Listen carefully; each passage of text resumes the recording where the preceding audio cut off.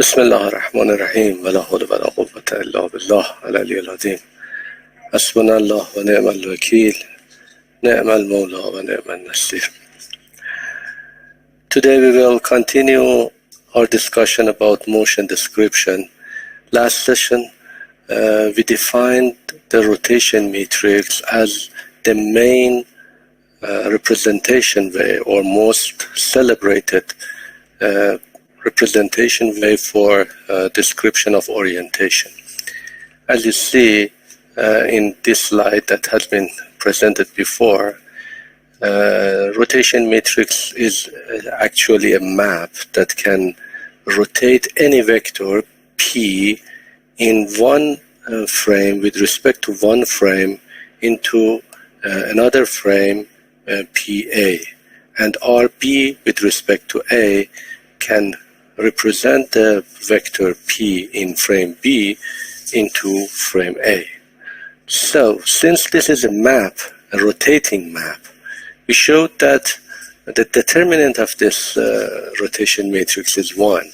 So there is no amplification or attenuation in the amplitude of the vector that is being mapped, and it is only a rotation, only a change of orientation in the map. And also we showed that regarding the eigenvalues of this rotation matrix, of this matrix, is very particular, and the eigenvalues are not all exact to 1, but they are 1 e to power plus minus j theta. So there is two important issues in here. First, the absolute value or the magnitude of the eigenvalues are all 1, although two of them are complex. And in this complex value, e to power j theta plus and minus j theta, there is an angle theta inherent in this matrix. And this theta is actually the angle of rotation that we can consider it in the rotation map. And this theta can be very easily found from the equation 220. And this equation 220 is basically what we call it the angle of rotation. All right. So considering this issue basically on the angle of rotation, as we mentioned here, rotation matrix provide us with some inherent parameter. The eigenvalues gives you the rotation, angle of rotation, and the eigenvector. As we see here, since we have 3 eigenvalues, 2 of them are complex. The third one, we should have also 3 eigenvectors. One of them is a real eigenvector, which has a physical meaning, and 2 of them are complex, has some other meanings that I would like not to speak about it today. What would be the meaning of the real eigenvector, the eigenvector corresponding to y? There is a vector in the space. As you see, I claim that this vector in the space shows you the angle of rotation, the axis of rotation, that the rotation is being applied about this axis. So for any kind of object that is moving in the 3D space, since we have a moving in the space, there is an angle of rotation and there is an axis of rotation, and we use usually the right hand notation to have an angle about an axis. We will discuss about that in this session in more detail. This is first time being celebrated by Leonard Euler, that I will explain a bit about him in a few slides. Euler angle and axis of rotation, and we call it screw axis. A screw it has a direction, it has a direction space, and there is also something, a bolt can be rotated about the screw. So regarding this Euler angle of rotation, what we can say is that we will basically define any rotation matrix representation to have some invariant parameters. As we see, we can have this rotation matrix represented in any frame, in a frame A, B, or anything. And maybe the component of this rotation matrix is changing, but some part of the rotation matrix, which is related to the behavior of the mapping, the angle of mapping, the axis of mapping is not changed by representation. And basically, these are the eigenvalues and the eigenvectors of the system. The Euler axis of rotation is basically the real eigenvalue of the rotation matrix. If we have a rotation matrix, we find the real eigenvalue. It will specify a direction in the space that the rotation is being about it. We call it with S hat. We denote it with S, represented by screw. S hat is a unit vector in space that shows you only a direction in the space. And the theta is, as we found it before, the eigenvalue, the complex value eigenvalue shows you amount of rotation, which we call it theta. And the whole rotation can be represented in a screw representation with only 4 parameters. The 4 parameters are basically S with 3 components, Sx, Xy, and Z. This S vector can be represented in any frame A, B, C, or whatever.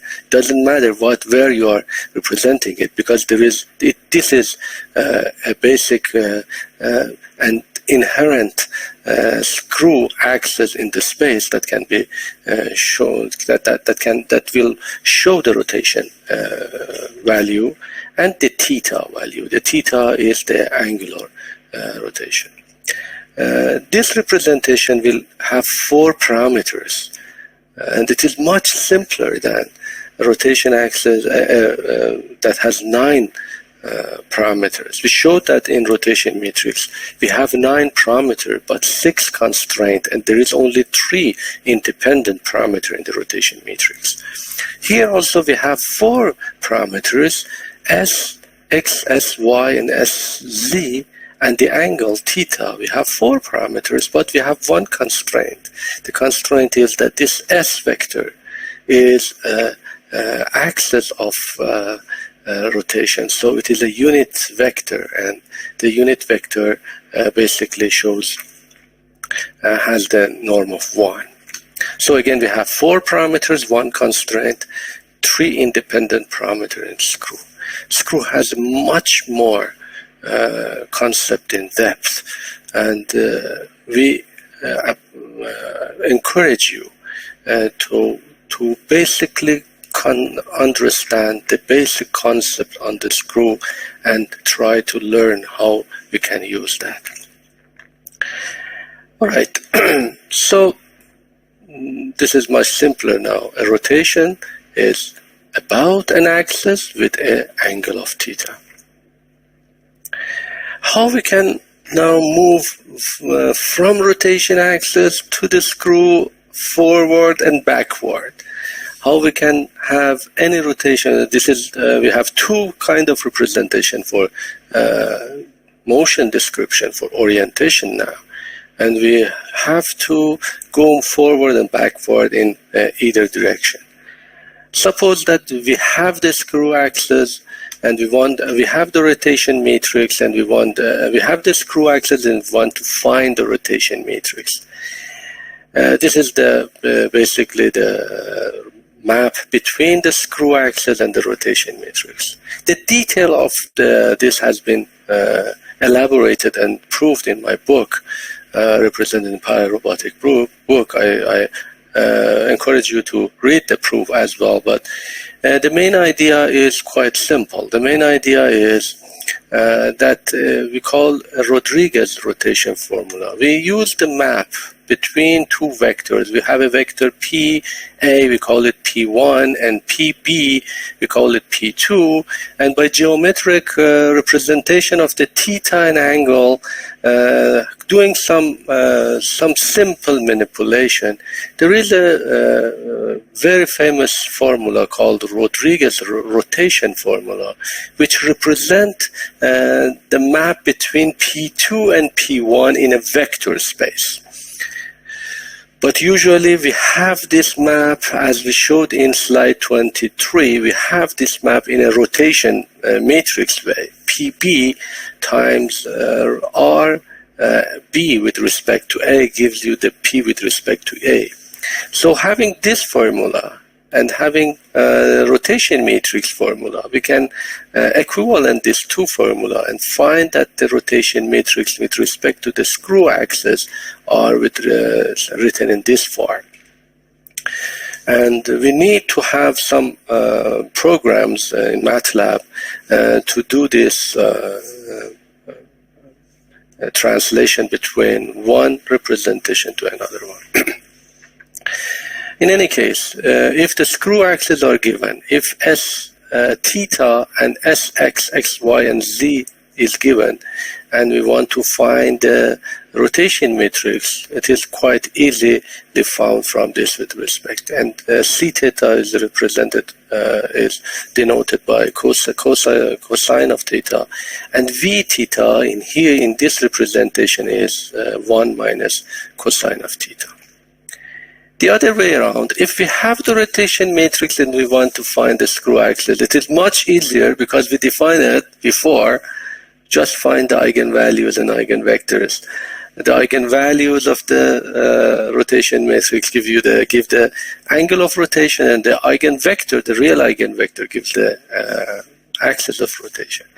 This has also been given here. If any rotation matrix is given here, theta can be found by the trace. The trace was the formula 221 as we showed before, which gives you the angle of rotation. And also the eigenvector matrix can be found by the 3 Sx from R3 to R21 through 3 in this form of representation. And also there is some issues here. If you look into that in detail, this representation will break down if sine of theta is 0. And if sine of theta is 0, it means that theta is 0. There is no rotation. And if we have no rotation, we can have any screw axis because the theta is 0. So this always this inverse problem might have some issues in terms of the calculation issues, but consider that physically, if we have any rotation, so the sine of theta is never 0. And also it might happen in 180 degrees or pi. In 180 degrees instead of 0 degree, again, it seems that we have no rotation in terms of basically the axis of rotation. So if we have any rotation, we can have a screw axis in this direction and theta in this direction. And we can have also another axis in exactly in the negative design in direction, and also the theta will be negative. So we could have two theta representation from one rotation matrix. And this issue is because of the nonlinear behavior. As you see, the nonlinear effect that we have from one issue to another one. Making it very simple, it is quite easy. If you have the rotation matrix, get the eigenvalues and eigenvectors to find it. And if there is a finite rotation, always there exists something like that. And make sure that the S vector that you find here is a unit vector, not another unit vector. From this rotation matrix and axis, we can go to find another very, very important orientation representation, which called Euler parameters or quaternion. Quaternions are very famous now because many measurement systems are using that. It's a bit different from screw axis, but has very similar properties as a screw axis. Given the rotation axis and angle, consider that this vector S, which is bolded here, this vector S is defined by a theta times S hat. So if we have S is equal to theta S hat, the Euler parameters are four, as we call a quaternion, it is a four tuple. So there is four parameters, we call it quaternion, epsilon 1 to epsilon 4, which are basically this almost the same as the screw axis and screw angle, but Sx sine of theta half, Sy sine of theta half, Sz sine of theta half are the three first component of the quaternion. And the fourth one is cosine of theta half. Again, we have four parameters in quaternion, but three independent parameters. Why? Because as you see, if you use this basically notation, again, quaternion is unit in terms of amplitude. So norm of the second norm of epsilon is always equal to 1. So we have again four parameters with four axes, with one constraint. So three independent parameters are related. This will show up much of better representation. Instead of having 9 parameter, we have 4 parameter. But why using so different representation for orientation? Why not just sticking to one simple representation? What was wrong with the rotation axis that we are using screw axis, quaternion, and also in next slide we have some Euler angles as well given to you. This is basically because of two reasons. First of all, you find them used most frequently in the literature. Different representation are used in the literature. So you should know all of them, of course. Secondly, many kinematic problems that we will discuss in the next chapter are sometimes are very simple, becomes much simple if you use a specific representation. So you have to know all of them, and you have to work with them. We show you in different papers and in different examples that which one of them are good for your specific problem. But if we give a hierarchical basic representation, rotation matrix is the most general form. It is a bit different and difficult in terms of having 9 parameters with 6 constraints, but is the basic and the most general form of representation. So in any ways, in any cases, if you represented the motion or the orientation in any means, you have to basically understand how you can convert it into rotation matrix.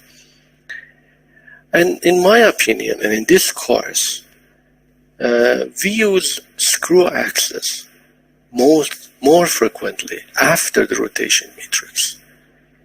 And this is because the screw axis has some physical concept and physical properties that you can understand and relate that to the real rotational map that we are discussing. Exactly the axis of rotation, the angle of rotation is the parameters that is being used in screw axis. Quaternion is also very, very good in terms of having some sort of close relation to the screw axis, but not as important as screw axis. In next session, in next chapter, we'll see that the Euler axis, the screw axis, is also very important in terms of angular rotation and angular velocity that we will discuss there. And you see that in angular velocity and acceleration representation, screw axis is much, much better. So in any term, up to here we have 3 different representations for the motion description, and you should know all of them quite easily. And you should always know how to convert from one approach to another approach. This unit quaternion, if you have the unit quaternions, you can find the rotation axis quite easily from the screw axis representation we have given before. Just replace them in here. And this will be showed. This will be given to you in your first assignment, how to find this relation between.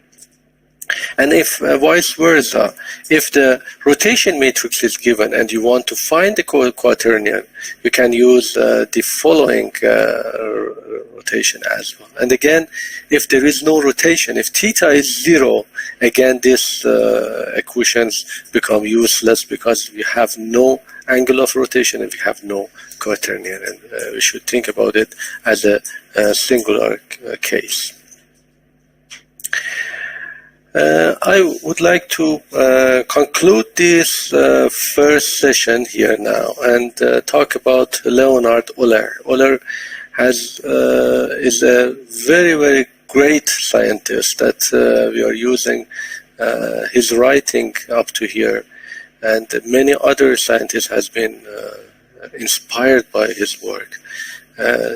Euler was a Swiss mathematician, physicist, astronomer, and geographer, and also logician and also engineer. His work is, like all the scientists at his age, is in 1707 to 1783. And we are using this for many, many issues for basically different discipline of engineering. So I would like to give a short break. If there is any question up to here, please feel free to have everything. Just open your microphone and ask any question if it is possible. May I ask a question? Sure. Does the quaternion method have any benefit compared to a screw method? We cannot say any benefit. They are very similar to each other, but they are used in different, basically, systems. Quaternions are, if you buy a very simple IMU system that gives you the rotation, usually the quaternion representation are embedded into this system. We can get the raw data and the quaternion. Quaternion are used much more in very many different instrumentation systems, as I mentioned here. Very common instrumentation system. It has also some physical meaning. So epsilon 1 to 3 are somehow related to the axis of rotation, and epsilon 4 is related to the angle of rotation, but not directly. Indirectly, there is a sine and cosine in it. I cannot say that it is better than screw or worse than screw. And usually it depends how you are familiar with. It is like the Skyroom that we are using in this session compared to Adobe Connect. Some people like Adobe Connect, some people like BBB, but some people like Skyroom that we are using here. It depends on how familiar you are with. What I am encouraging you, if you are not familiar with any of them, The most important one is rotation matrix. So this is the cornerstone and the basic representation. And if you want to use another one, if you are working in industry and using the equipment, quaternion is maybe the best. But if you want to have more analysis, as we will do in this course, we use more screw axis. And if you know the one of them, the other one is quite simple. It is quite comparable to each other. What I will enforce in this course is screw axis.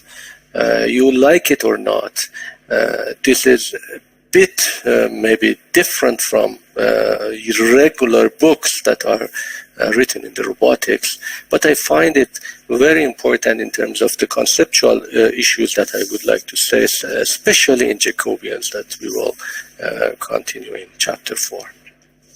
Thank you. Any other question? May I ask one? Sure, please. Mr. Moy mentioned in the comments that each representation has its own angle that the system becomes singular. Can we discuss it about quaternions? Does it have one? Of course, there are many. So this is a very good question. It is good to explain a bit about this. As I mentioned, we need to go from one representation to another one. And if you want to go from, for example, Oranger to the quaternion, you should go through the rotation matrix. The cornerstone is the rotation matrix. And is this representation a unique and one-to-one representation? This is not true, because the formulation is nonlinear. And in nonlinear equations if you want to solve a number of nonlinear equations, you might have multiple solutions, and you might have some point that you have no solution. I will discuss it a bit in detail in the Euler angle, which is more important. But as you see here, again, the issue that we see here, when this equation degenerates or annihilates, as you see, Sx, Sy, and Sz is dependent on sine of theta in the denominator. So if the sine of theta becomes 0, you are dead. You cannot use that. But as I mentioned, sine of theta is equal to 0 when you have no rotation, basically. So when you have no rotation, you cannot find any screw axis or any angle of rotation. That's why screw axis is important, so you can have physical meaning. This is the singular point or the issue that we hear. And the same thing happening here. As you see, epsilon 4 is here in the denominator. If you want to find epsilon 4, and epsilon 4 can be found only if cosine of theta, theta part 2 is not 0. The Euler angle, basically what we can say, the quaternion has less singularities or singular point since we have embedded the nonlinear part of the equation into the representation that we are seeing here. As you see, in this representation, we will find no particular representation in here. Although it is quite possible that epsilon 1 to 3 are all equal to 0 if these two parts are equal to each other. And if these parameters becomes to 0, this means that we don't have any vector of rotation that is working with. And this is the singular point that you will see here. I'm sorry that I didn't read basically the chat box, but please come. I appreciate if the student will ask their question by microphone, that we can discuss about it. Any other question? Is the meeting recording? Yes, we are recording. Thank you. Is it becoming a bit difficult? No, don't worry, it's not difficult here. All right, let me talk about Euler angles. Euler angles are the most ancient one, maybe the basic or the first representation of the orientation. And there are 24 different representations for Euler angle. We will show you maybe a number of them, 2 or 3 of them. The first Euler angle that we call is pitch roll yaw. These pitch roll yaw angles are very, very common names for an airplane or any flying object. The roll angle is rotation about the longitudinal axis of rotation, about the longitudinal. And it is basically the rotation that you have in a car or in an airplane. Pitch angle is the rotation about x-axis. So if we have a heave, then we have pitch angle. And yaw angle is rotation about z-axis. So there is only 3 parameters. And we know that the basic representation of orientation needs only 3 parameters. So what we can use here is these 3 angles to represent the orientation. So Euler angles are basically defined in 2 ways. The first way is rotation about fixed frame axis. Consider that we have a fixed frame on Earth, let's say, and the object is flying above the Earth. And these 3 angles, as we call pitch roll yaw angle, as you see, is 3 consecutive, very important, 3 consecutive rotation about 3 different axes, which we call X, Y, and Z. The first rotation, first consider that you have this frame and this object, as I mentioned, instead of having a rigid body, we just put a rotation matrix, we put a frame on top of it, and we just move the frame. I don't show the object here, I don't show the airplane here, because it is much easier to just show one moving object which is attached to it. And as you see here, the moving frame, which is green colored here, is firstly rotated about the x-axis or with angle of alpha, which we call it a pitch angle. Then this angle, now we are in this rotation, now we move it or rotate it about y-axis with the roll angle beta. So if we move this around y theta, we brought this out of this plane. And then we have another angle of rotation, which we call it yaw, the angle of rotation around z-axis. And then since we have 3 angles of rotation, this frame is moving out of the plane. Basically, we have a 3D component. And depending on how this rotation, how much this rotation angles are, we can have any 3D motion representation. But as you see, the consecutive rotation and the angle of rotations are important. How we can find the rotation axis here? It is much easier. Since we have 3 consecutive rotations, we should multiply the rotation axis of each of them. Each of these rotation axes are a simple, pure axis of rotation. And if you remember from last session, if we have a rotation about x-axis with the angle of alpha, then it is very easy, just 0, 1, 1, 0, 0, cosine, minus sine, plus sine and cosine of theta this way. So since we have 3 pure rotation, we just multiply these 3 by each other. We can show, of course it is proven again in my book, that if you have a pitch roll yaw axis of rotation about fixed axis, consider that all the rotations are about x, y, z, which are fixed in the space. If we have about fixed axis, we call it a pre-multiplication. We need to pre-multiplicate it.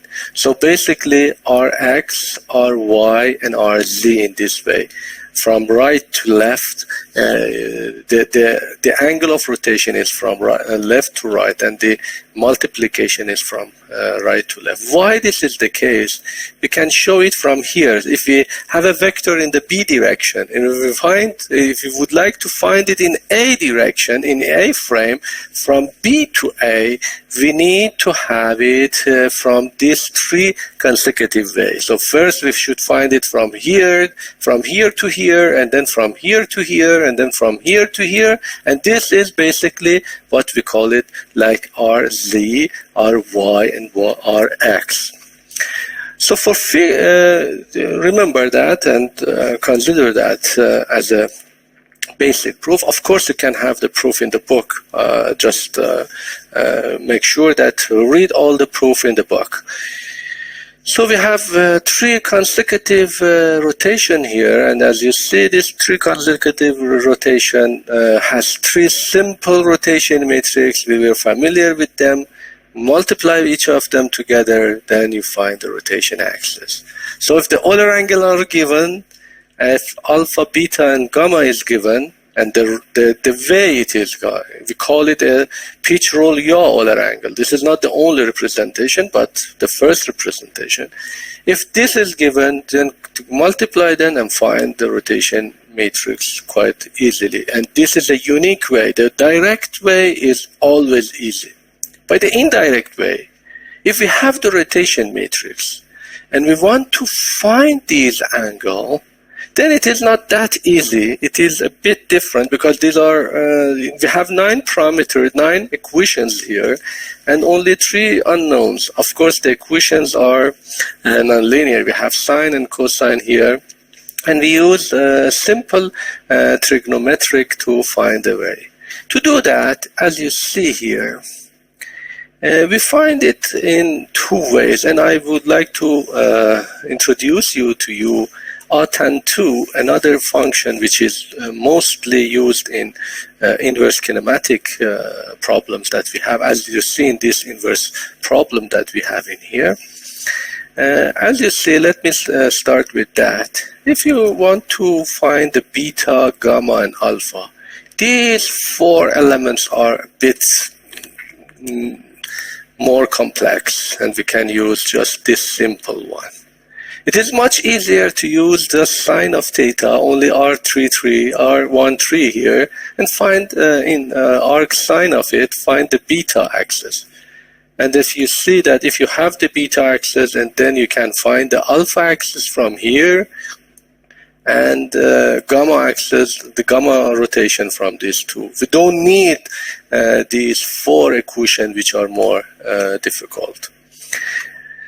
But it is more professional not using arc sine or arc tangent or arc cosine, since these values are a bit tight for our case. The problem with arc sine is if you have arc sine of any angle, if you want to find the angle of arc sine of any value, it should be between -1 and 1, and the values that you give, if you have the arc sine, gives you from 0 to pi. It could be positive or it could be negative. Depending on the being positive or negative, you find the angle between 0 to pi.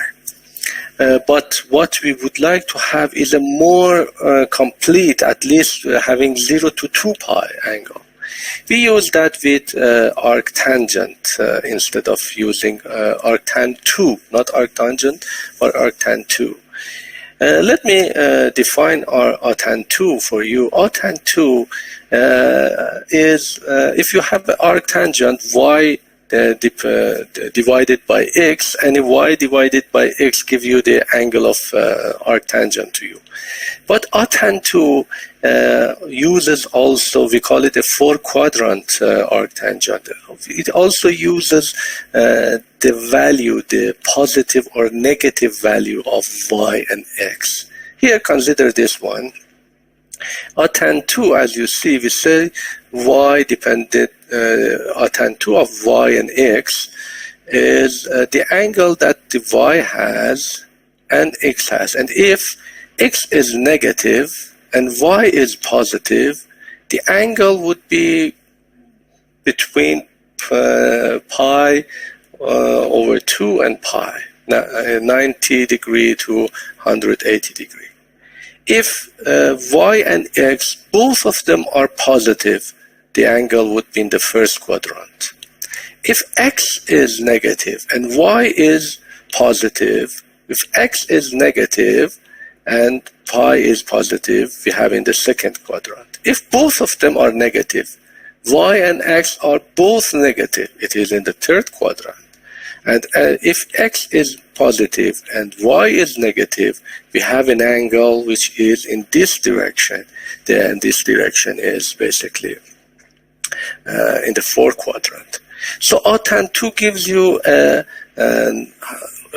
full angle of rotation in 0 to 360 degrees freedom.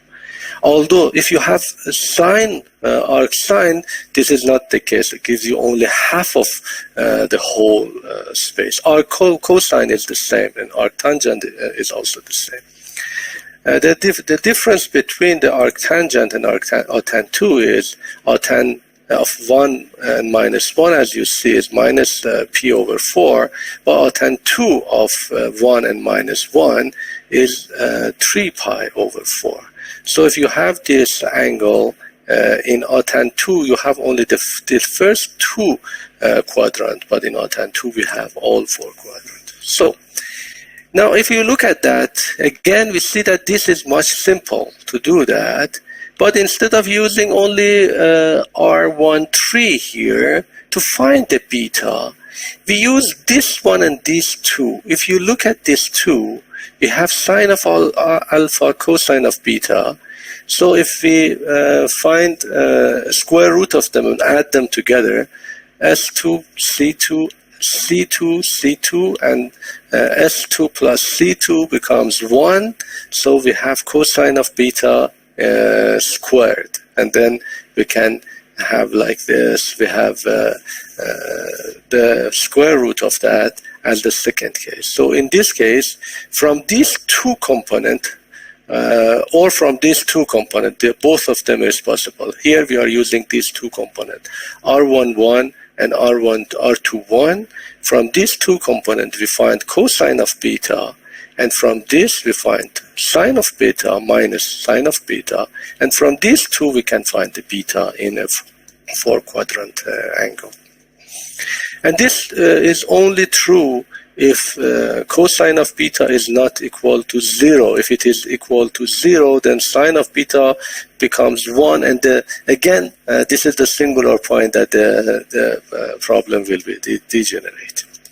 Now that you have the beta here, we can use this cosine of beta here to find the sine of alpha. Here again we have sine of alpha and sine of cosine of alpha. In these two, we can find this from these two, and we have here cosine of beta, sine of gamma, and sine of cosine of gamma in here.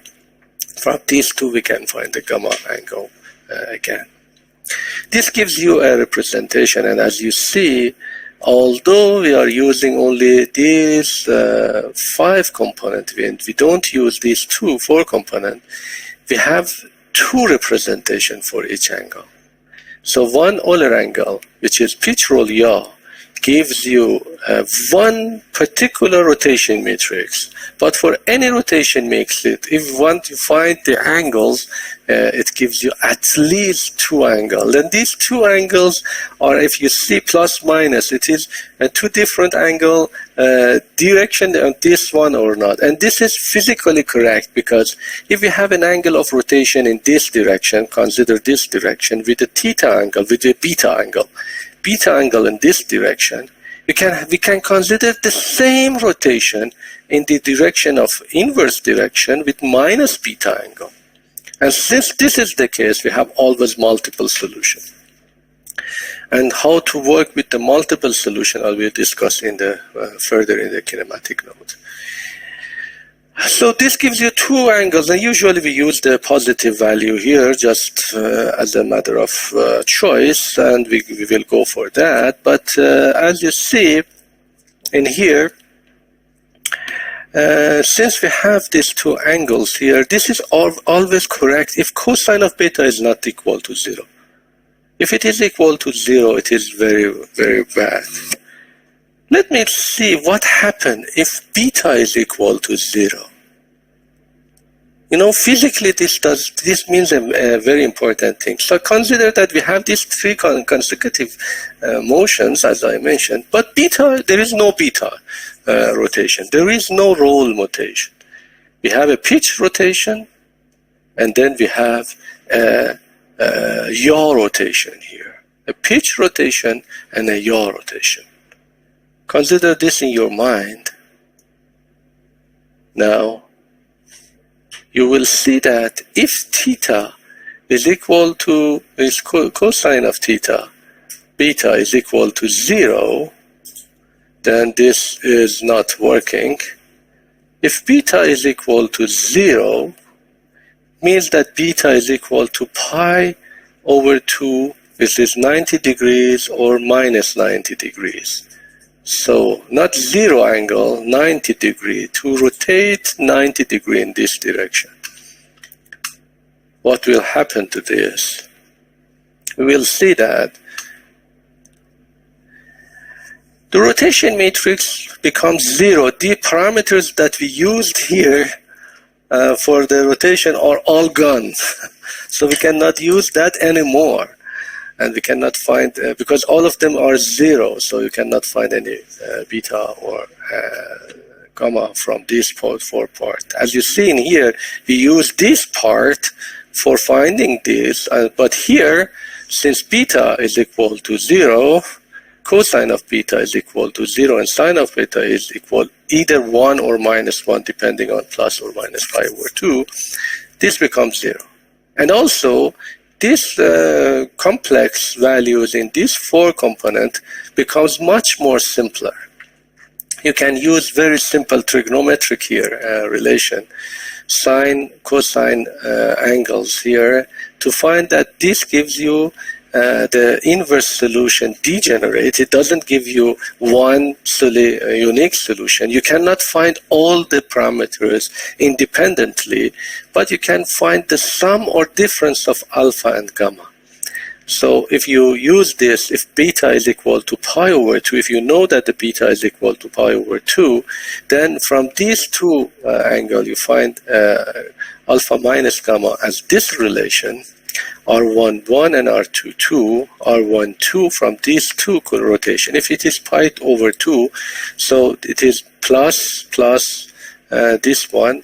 This is sine cosine. This means that it is sinus of alpha minus gamma, and here is cosine of alpha minus gamma. So you have the cosine and the sine here, and you can find the tan 2 from the relation to find the difference between alpha and gamma. And if the angle is equal to minus pi over 2, so you can have only the summation of this angle. And what does that mean? It means that if you have a pi over 2, basically the angle, if you use this one and then you have exactly 90 degrees of rotation here, then the z-axis becomes along the x-axis. So the angle that you have rotated at the first and at the end are on the same angular rotation. So you cannot find a difference between these two, and therefore you can find only the sum or the difference of the angle of alpha and gamma here in this case. This is the singular solution that we have, and this is the problems that we have with the Euler angle. Not the only problem. We have much more other problems as we see in the future. But, it goes back to 1750, so it is very old, and many papers are using Euler angles. If I were you, and I was not familiar with any Euler angle, I would not even think of using Euler angles in my representation. But sometimes it is necessary to use that.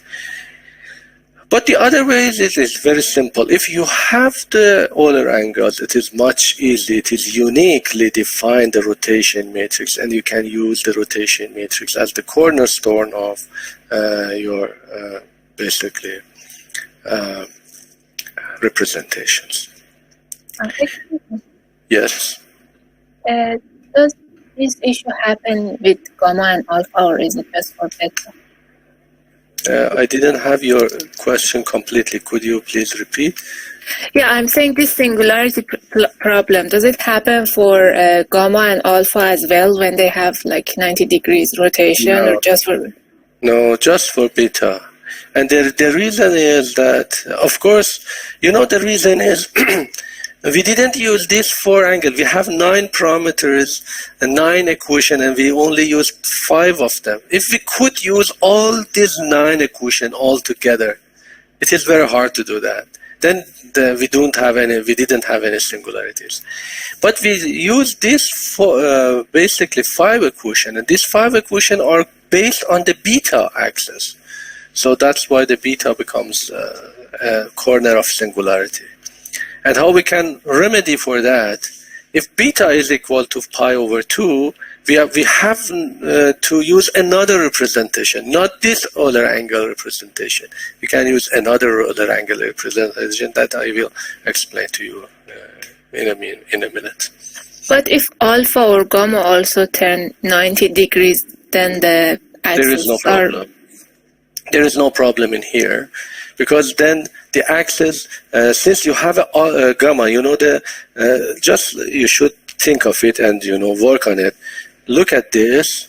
If we have an angle of rotation here, 90-degree rotation here, then we have a beta which is not equal to 0. Then we comes out of the plane. So then there is no problem with that. There is only when the plane is not changing, that's the only case that you will find any regenerative in the problem. Of course, you can consider only a mathematical problem, an inverse problem. But I ensure you, and I enforce you, and I encourage you to think of this as a real physical rotation mapping, not just a simple mathematical representation. And this will help you to solve a lot of analytical problems that we have in the future. I have one other issue with Euler angles. The order of these matrices matter how they are multiplied together, right? Of course. So with physical meaning, like if we have an airplane that it has roll and pitch rotation together, it seems to me that it doesn't matter which one is first. But in representation matters how we are multiplying them. Also another good question. It is not like that this is what we are doing. Hussein also asked me another question last session that I didn't answer him.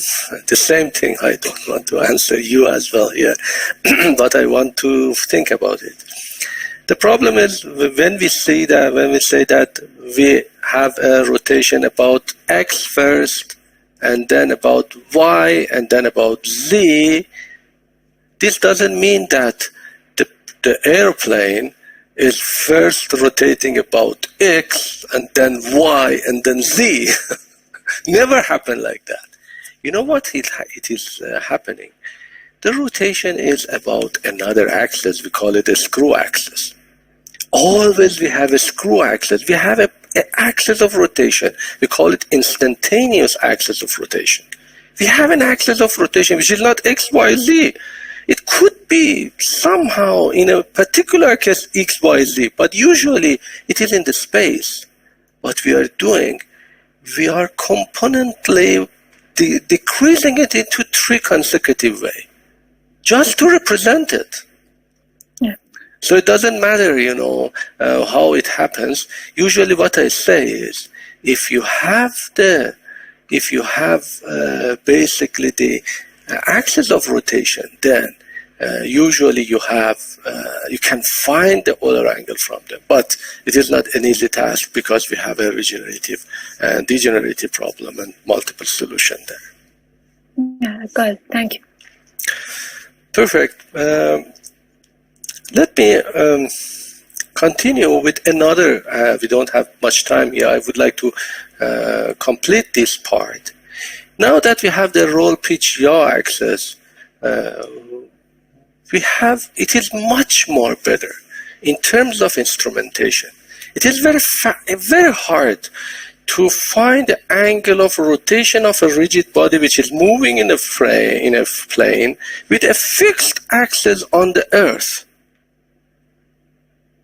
And this can only happen if you have a stable platform on a system. It is possible to do that, but it is much hard. It is much easier to get the rotation axis about the moving frame. If you have an encoder here, a gyroscope here somewhere which is moving, it can basically find the rotation about the moving frame itself. So we can have the same rotation axis, again 3 consecutive one. This consecutive could be in any direction. We call the first one, the simplest one, UVW, and I call it UVW to make sure that UVW were moving frame, not the fixed frame. So UVW frames, as you see, rotation axis about moving frame in the axis, about moving frame. Consider that we have a fixed frame. We move it from U, not X. X and U are here the same at the beginning. But we move it here from U to U prime. Then the second one is not about Y, it is about V, which is V prime. We move it from V prime, it gives us basically the V second, and then about W second, it gives us the final rotation. We have 3 rotation about 3 moving frame. Just believe me, if you go into the instrumentation techniques, how we can measure this angular motions, it is much easier to do it this way. And therefore, although pitch, roll, yaw angle are very, very common used in the literature, usually the moving frame axis rotation are much better. And the difference is, it is not as easy to do the pre-multiplication here. Again, I have shown in my book with some mathematical sophistication that this angular rotation should be done by post-multiplication. We should inverse the problem. We should see the problem from the back to the first, and then we can prove that these 3 rotations are by post-multiplication. I don't want to go all to the details in the course, but the people who are interested, please kindly go through my book and the details that are given there or in many other books. Of course, not the Craig book or the Spunk book, but many other books also representing this. So here what we are doing, instead of having pre-multiplication, we have post-multiplication, U, V, and W. There were what the previous one, as you see, what X, Y, Z, this is pre-multiplication. Here we call it post-multiplication, U, V, W. And the same way as we write it here, UVW, and here is UVW. We are, in the same way. And again, both of them are simple rotation. We discuss about rotation about a U-axis. It is like this, Y and Z, multiply to them, boom, boom, boom, boom, boom. And this is not much hard to do that. And you see that instead of having this part easy, now the first row and the third column are much easier to do. And with the same way as we call it at attend to, we use this two part, either this one or this one, doesn't matter. With this two part, basically, to find the beta angle, and then from here, the alpha and the gamma values. And again, cosine of beta should not be equal to 0. And if it is equal to 0, with the same algorithm, we find only the plus and minus one. I didn't show you again. You can rewrite this equation. It becomes 0, 0, 1, 0, 0, and then these are simplified with just the addition and the subtraction of alpha and gamma, and you can find the addition and subtraction quite easily like that. And for example, as you see here, for example, here we have a numerical example. If you have a rotation matrix like this, which you see, this is 1, 0, 0, we can see that this cosine of beta, since these are all 0, 0, in this case, all of these are 0, 1, 0, 0, so it is the cosine of beta is equal to 0, and only the addition or this, the subtraction of these two angles can be found, and it depends on what is the beta, and who knows beta is equal to pi over 2 or pi minus pi over 2. But this is not the end of the story. Since we have x, y, z, we can have different combination here. We have u, v, w, we have different combination here. We can have 12 combination in fixed frame and 12 combination in moving frame. All of them are given in Craig book, in Appendix B of the Craig book. All the representation are given there. I didn't brought it in here. I've just brought one other one, which is very, very commonly used, basically. I brought it here two cases. One of them is WVW and WUW. And these are the way we basically measure the Euler angles in a gyroscopic motion or with a gyro.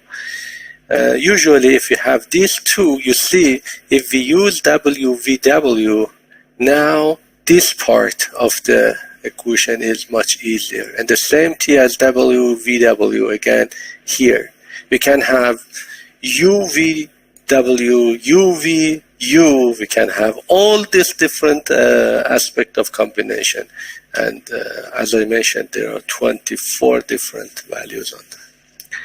Now, which one of them to use, depending on which part of this rotation matrix are related to our kinematic problem, and which one we want to be most simple.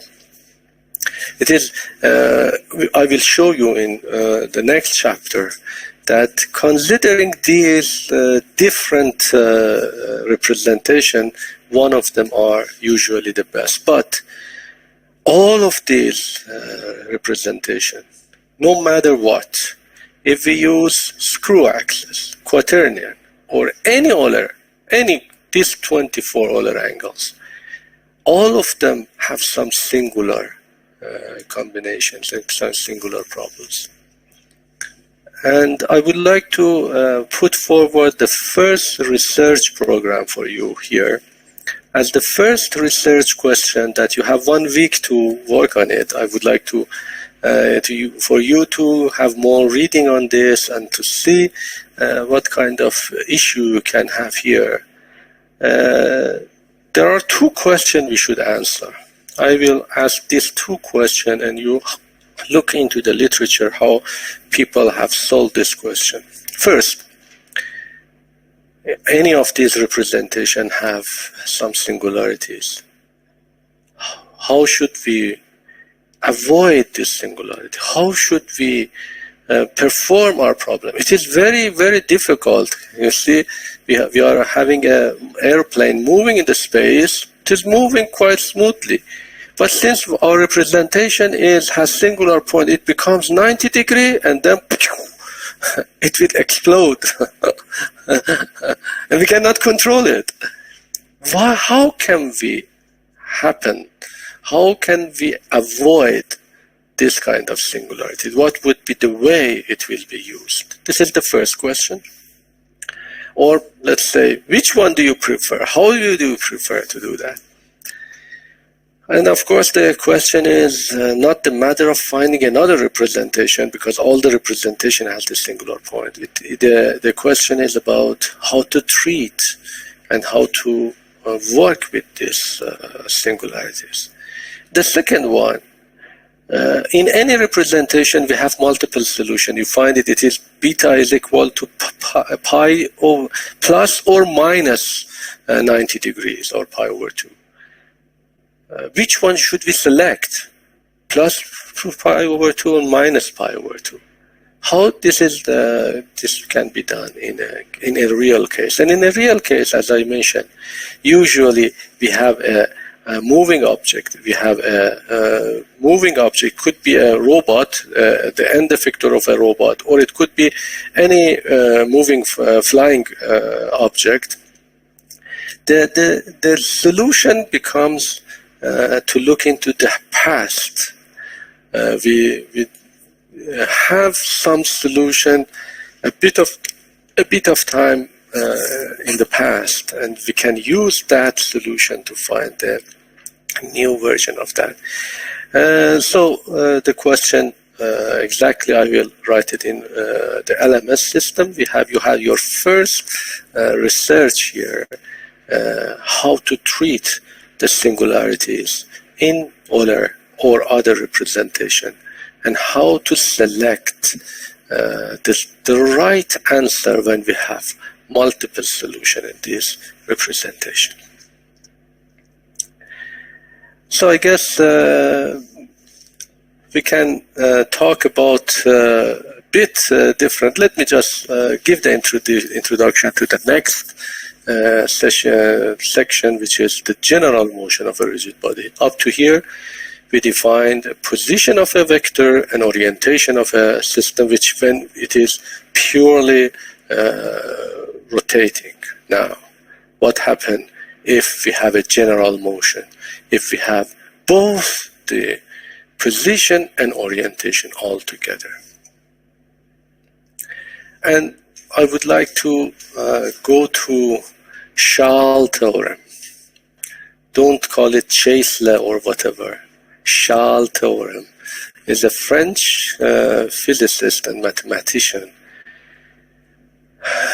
At his age, it is quite interesting to got this. Still up to here, it is difficult for us to understand the concept of this theorem. I will give the theorem, I will give the introduction, I will review that for the next session as well. In Schall theorem said that the most general rigid body displacement, a displacement that includes both translation and orientation, can be produced, can be represented or produced by a translation along a line. We have a motion, we can have a translation along a line, which we call it the screw axis. Unbelievable. Followed by a rotation about the same line.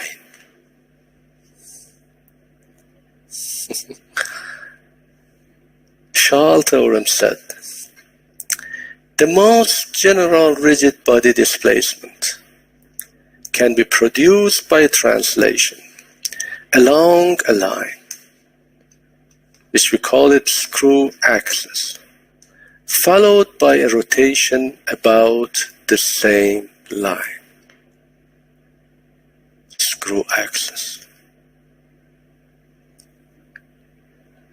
And if Euler knows that, this is after Euler, if Euler knows that, never represent any orientation representation by Euler angle, it doesn't hurt us that much to find different way, 24 different way, and look into different representation. It will dominate the screw axis representation because the general motion is along the same axis of rotation. How could it happen? Is this theorem true? Yes, it is.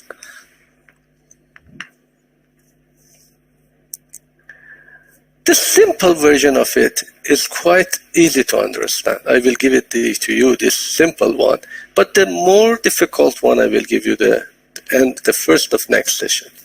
So that suppose we have a body here. It was on XYZ frame. We move it and then we rotate it. It is not first moving or rotating, as I answered Zara. It is moving and rotating instantaneously in the space. But we have a first state and another state here. Now just flash and get a picture from it. We were here and now we were here and now we are here. This has a movement and a rotation. Movement from here to here and a rotation. Now, if we have this movement and rotation, we can have this movement and rotation very simple. We can say that this movement and rotation, we discussed it before. We can have a frame B with respect to frame A has a translation. The origin of the frame B has a translation along this one, and the rotation from B to A to B to A is called with a rotation matrix.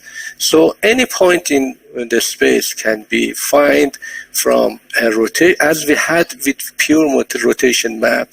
If it has a pure rotation map, it would be like that, and plus position, movement, a translational position to that.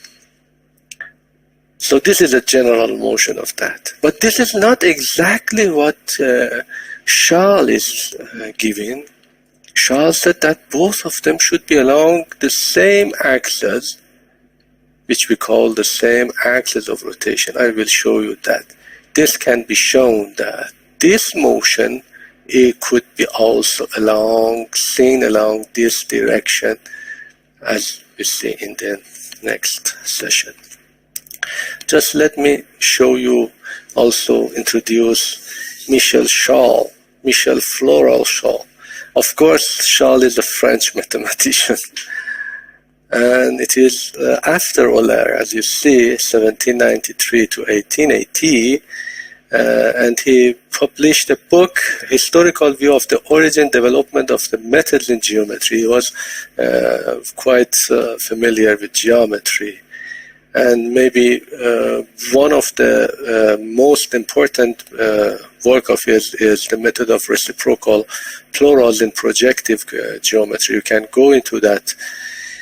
It is basically professor at École Polytechnique in France, École Polytechnique in 1841, and was awarded a chair at Sorbonne in 1846. It is good to see that we had universities about 300 years ago that these people are working on that, and at that age, unfortunately, we didn't have much of that infrastructure in Iran to produce such a important contribution to the science. I hope that today, with your talent and your generosity, we can see much more in depth details in the future horizon of technology, science and technology in Iran. Thank you very much, and if there is any question, please, I am here to answer. Yes, Doctor. Yes. Good morning. Good morning. I have one question, please, about the moving axis and the fixed axis. Mhm. My question is, we must determine if the representative axis of frame is moving or fixed. When determining the characteristics of these axes, we can determine the sequence of representing the LR angles. It is true? No. No. The way you are thinking about it is somehow different. As I answer to Zahra, we don't have this real consecutive motions. Could you please turn off your microphone? Yes. Okay. And then you can turn it on again. When we are moving, when we are thinking of a moving object in a plane, there is no consecutive, there is no axis of rotation there, X, Y, Z. As I mentioned, the inheritance motion is with the screw. If we have at the first stage here, as I mentioned, and the second stage here, and this to this has a rotation around this axis with some angle. Now, we can represent, we can think, we can imagine this rotation being component-wise divided into X, Y, Z axis with some other angles, or with some UVW axis, moving frame or fixed frame. It is not the true of the motion. It is how we decide to characterize the motion. And when we characterize the motion, then we should accept the consequence. The consequences is if the beta is 0 or pi over 2, we might degenerate the question. The representation that we are using are useless. So the motion is something, how we are representing is different. So up to here, I showed you that we have 27 different representation of orientation. First, rotation matrix, the most important one, the best one, but most difficult with 9 parameters. Second, the screw. Screw is in somehow better than rotation matrix because it has only 4 parameters, but it is a bit different and it has some singularities as well. Third one, quaternion. Quaternion are also very good. It is quite similar to the screw axis. Not the same physical concept that the screw has, but it has very important. And 24 other angles. I don't recommend any of them. Of course, you should know them, but I don't count it. Now, the question that you are thinking that there are something like Euler angle? No, there is no such thing like Euler angle. We are imagining, we are representing the true rotation in terms of Euler angle. You can continue, Hossein. Okay, my question is when to use the sequence. I understand your point of view, your idea that we have a screw axis, okay, which is a virtual screw axis and instantaneous, which may change continuously if we have a moving object, okay. But we represent with respect to XYZ or UVW, okay.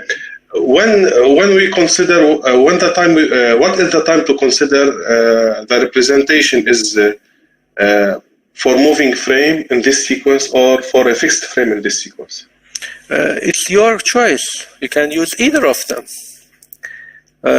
You can use either of these 27. There's no difference in terms of choosing them. The interesting thing is, as we call it, in the next chapter, we go through inverse kinematic problem. I should define that later in 1 or 2 next session.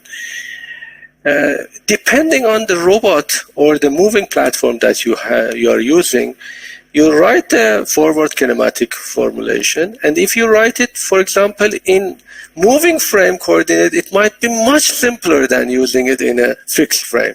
Then it is better to write it in moving frame. but never knows. It depends only on the specific problem that you have. At this point, that we don't have any kinematic, any robot, anything here, there is no difference. You can use either of them. And you know that all of this representation have their own singularities and their own problem. And you should work on your research problem that since we are using one of these, either of them, if we have a singularity, so what should we done? What should we predict, and how should we avoid such singularity in practice? Perfect. Any other question? Thank you very much for coming. From next session, we have the same thing here. من میشه سوال بپرسم؟ بله بفرمایید. صدا من رو ببخشید، من آخر جلسه ترجیح دادم سوالامو بپرسم، سوالام گمراه کننده است. طبق معمول علی جان، طبق معمول. برای همین آخر پرسیدم که بقیه گمراه نشن. و سوالم این است که فرض بفرمایید یه رباتی داریم، یه ربات 3 درجه آزادی، مثلا یه ربات سری مثل مچ رست. بعد ما تحلیل سینماتیک رو با اسکور اکسس انجام میدیم، از مزایاش هم استفاده میکنیم که در واقع سادگی تحلیله. سوال اصلی من است که اون SX, SY, SZ و اون تتایی که مجری نهایی ربات رو در دورانش رو توصیف میکنه چجوری اندازه میگیره؟ آفرین. در واقع من سوال یه مافیش هم پرسیدم، موقع جواب ندید، سر غیر خطی الان گفتم. الان هم جواب نمیدم. من قبل این کلاس هم سرچ کردم، بازم نتیجه نرسیدم. الان به شما عرض میکنم. Let me just explain the question in English and answer that in English. You don't mind, Ali, if you answer in English, because other people also can understand. The question is that you are recommending screw axis. I'm talking so much about screw axis in this course. How can we measure the angle of rotation?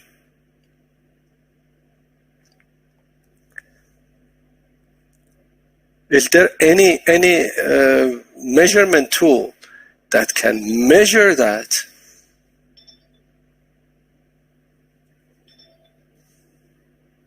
I'm just posing the question. Maybe we can measure it consecutively, starting from 0? No. How? With what? The answer I don't give the answer. This could be a research, and please, Ali, continue working on that. But the answer is, since the screw axis is some inherent problem in the rotation, it is much more harder to measure it, because we as engineers are quite component-wise thinking. If we have I pose your question with another question. Consider that you have 3 axes like a wrist and you want to actuate it. Can you actuate all 3 axes with one actuator? We don't do that in engineering because it is hard. We do it one by one. As Hussein said, we do it consecutive. So we use the quaternion, we use the Euler axis, we use some component of it. But it doesn't matter how we are measuring it. Then we can represent it into one space that can be used. So the answer is this. Of course, the actuation is possible. And God, our creator, has defined actuator like my eyes. You see the actuator in my eye moving up and down with 2 single muscles. But if you want to design an eye that can move these 2 ways, you have to design 2 different actuators for it. This is because we are too limited. The same thing with the shoulder. With the same thing with the wrist. I will show you. It is very interesting how to design the wrist with 3 degrees of freedom. And it is measuring it.